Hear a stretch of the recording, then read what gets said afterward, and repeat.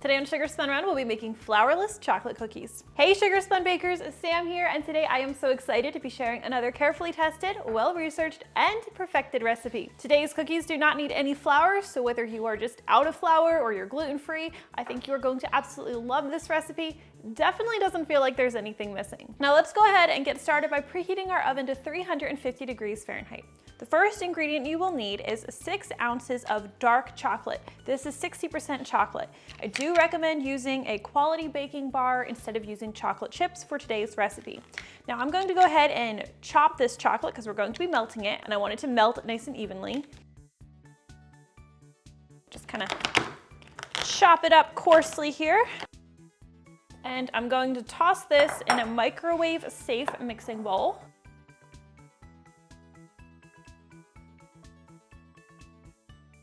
We're also going to need 1/2 cup or 1 stick of unsalted butter. I am going to cut this up into pieces as well. Again, just going to help everything melt a little bit more evenly or a little bit faster, save us a little bit of time. We'll pop this in the microwave in 25-second increments, stirring well in between until everything is smooth and completely melted.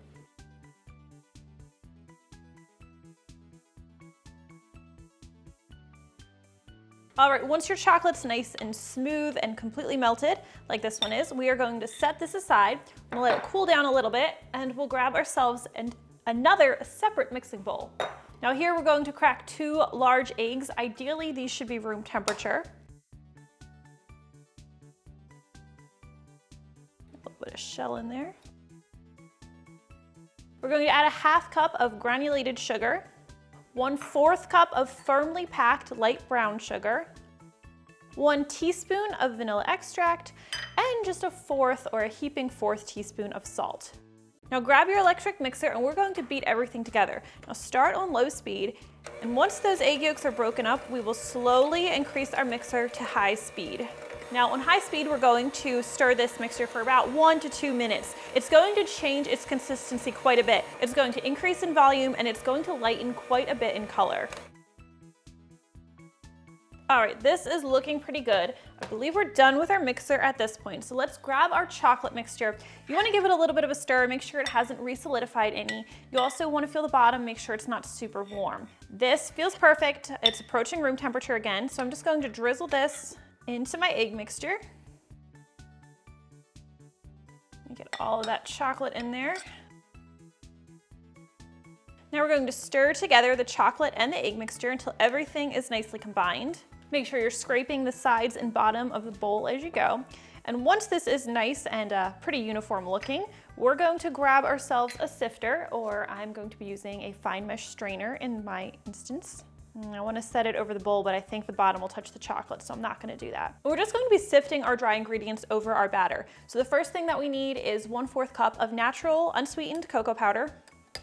I've never seen sweetened cocoa powder, but I get asked about it a lot, so I always just emphasize it's unsweetened. We're also going to be using 3 tablespoons of cornstarch and a 1/4 teaspoon of baking powder. Just going to stir this together as I sift it over my chocolate mixture. And as you can see, that cocoa powder can get pretty clumpy, which is one of the main reasons we want to use a sifter, not the only reason. So now I'm just going to press those lumps through my strainer. They should work through pretty easily. Now grab your spatula again, and we are going to gently fold everything together until this mixture is about 50% combined. I'm just folding everything together, scraping the sides and bottom of the bowl, folding the batter over itself as I go. Now once everything feels about 50% combined, I'm going to add my chocolate chips. This is a 1/2 cup of mini chocolate chips. And we'll just continue to fold everything together until we have a nice uniform batter. And when we're finished, the chocolate chips will be nicely distributed. It's going to sort of resist all coming together at first, but when we're finished, we should have a nice, smooth, glossy batter. It should sort of remind you of brownie batter, except maybe a bit silkier and slightly thinner. So we do not need to do any chilling or anything. We can go right ahead and start baking this cookie dough, or batter. It's more of a batter. Now it is going to thicken as it sits.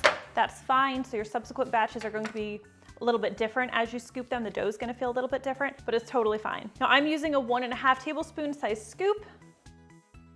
And these cookies will spread some in the oven, so we're going to space them about 2 inches apart to give them a little bit of room.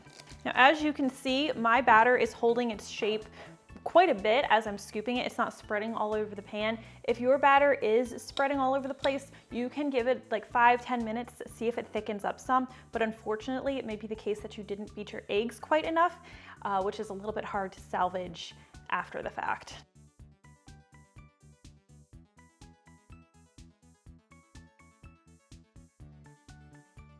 All right, now I'm going to pop these into my preheated oven where they're going to bake for about 9 to 10 minutes. These cookies should be glossy and beautifully crackly when they're finished baking. Now they're going to be super fragile while they're still warm, so let them cool completely on the baking sheet before you try to pick them up. Once they've cooled completely, you can go and lift them up and enjoy. Well, I hope you guys enjoyed today's recipe. This is a nice, simple recipe for flourless chocolate cookies. If you try this one, please leave me a comment and let me know what you think. I always love hearing from you. Thank you guys so much for watching, and I'll see you next time.